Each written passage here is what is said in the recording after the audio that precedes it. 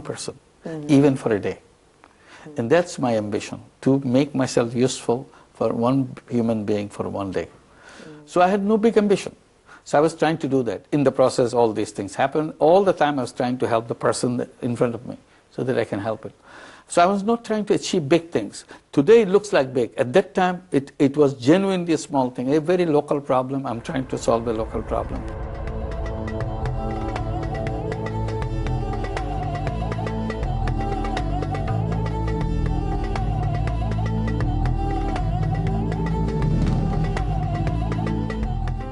在格莱美银行贷款的人都需要学习和遵守16条村约。这16条村约就包括4季都要种蔬菜，多吃蔬菜，要让自己的孩子和环境一直保持干净，儿子娶妻时不要嫁妆，女儿出嫁时不给嫁妆等等。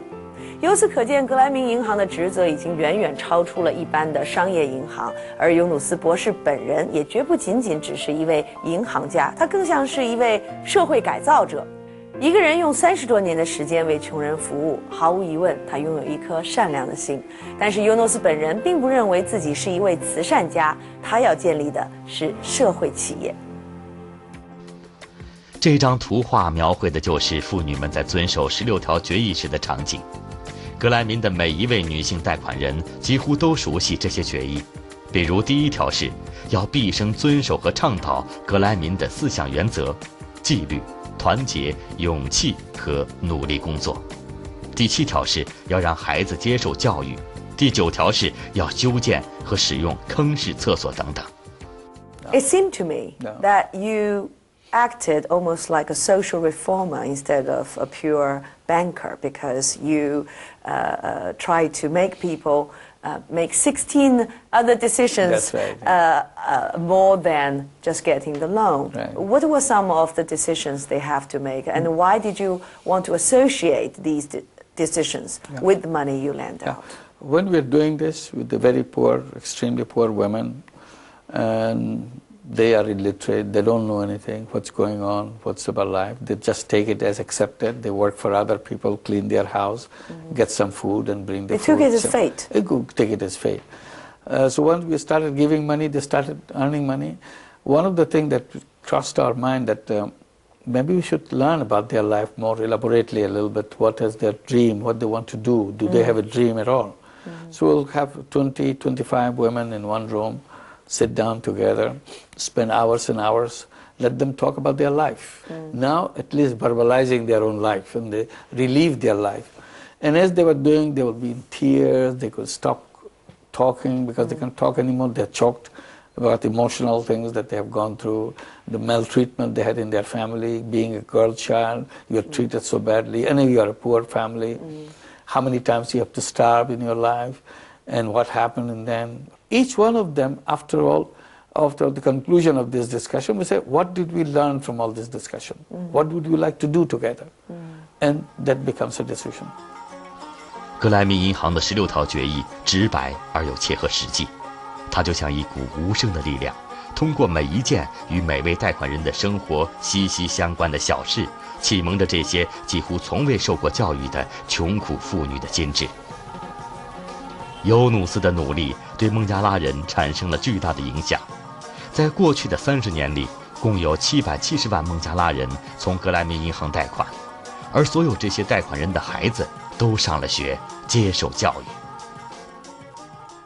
Well, if I get the numbers right, you have operations reaching more than 78,000 villages? Yes, all over Bangladesh. So all over Bangladesh. Yeah. Around 8 million people 8 million get the loans from indeed, you. They own the bank. And more than 600,000 people lifted out of poverty. Absolutely, yeah. So this is a bank for the poor, of the poor, and by the poor. By the poor, exactly. This is a complete circle. It seems I can hear a question from my audience. Yes. They would say, it seems this Dr. Yunus is such a great guy. He has a great heart. Why doesn't he do charity instead? Why? Yes. Why I will being explain. A banker? Why not that? I'll give examples why we don't do that. Take this 100,000 beggars. I could have given them $15 For as each. charity. Yes. Charity. You don't have to pay it back. Yeah. Go ahead, take this money and do something good about it. They will take this money because they're bag anyway. So $15 is a big reward for them. They got $15 as a grant, as a charity. And they will enjoy this money for a few days, eat better, or whatever they needed to buy, will buy better. And probably a month later, 2 months later, they will come back to me and say, give me more, because that money is over, I ran it. And they will still remain beggars. It will not change them, because that's how I treated them. I treated them as beggars, they behaved like beggars, and remained beggars. I didn't go that way. I treated them giving an option. If you pay me back, I'll give you more money. And if you pay that back, and they accepted the challenge. So actually, by posing a challenge to them, you are showing your respect to them. Absolutely, we respect, and they're responding to that respect. They're behaving like that. They're not behaving like beggars anymore.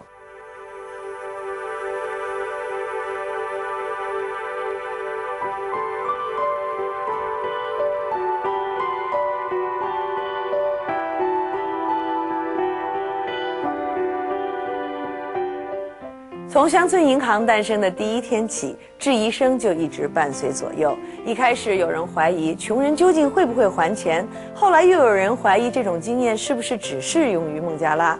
然而尤努斯想要证明的是，即使在经济最发达的美国，即使是在银行的摩天大楼的阴影里，还是有许多人需要他的小额贷款。于是有人把它称为是第三世界向发达国家的技术转让。1986年，尤努斯受到时任美国阿肯色州州长比尔·克林顿的邀请来到美国。克林顿对尤努斯的格莱美银行十分感兴趣，并希望把小额贷款也引入美国。但是这个想法得以真正实现是10年之后的事了。So we started this program in New York City in January 2008, and in the inauguration we invited all the press came, and I said, well, because New York City is the world capital of banking, so you do the banking for the whole world, but you don't do banking with your neighbors. Those who live under the shadow of your skyscrapers, they don't get any banking done for them. So we want to demonstrate to you that it's no big deal to doing that. It's done, it could be done, it's a very doable thing, so that your fear will disappear and you'll start doing business with them too. That's the reason we came. Anyway, we started it. Today, after about 1 year, we have more than 500 borrowers, all women, and average loan is $2,200. And we follow the same principles that we do in Bangladesh, 5-member group, weekly repayment, and weekly saving, tiny little savings account, and they're for each one of them. And repayment rate is absolutely near 100%. It's 99.6%. Wow.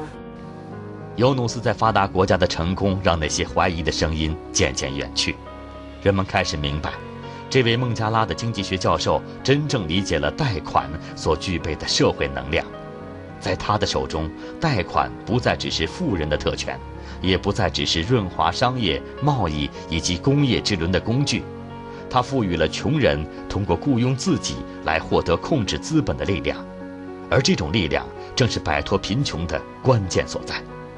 富有浪漫色彩的西方评论说，是尤努斯让冷冰冰的贷款有了温度，让唯利是图的银行具备了灵魂。而尤努斯自己把格莱美银行称为社会型企业。Why do you call your bank as a social business? Social business is something that you address it as a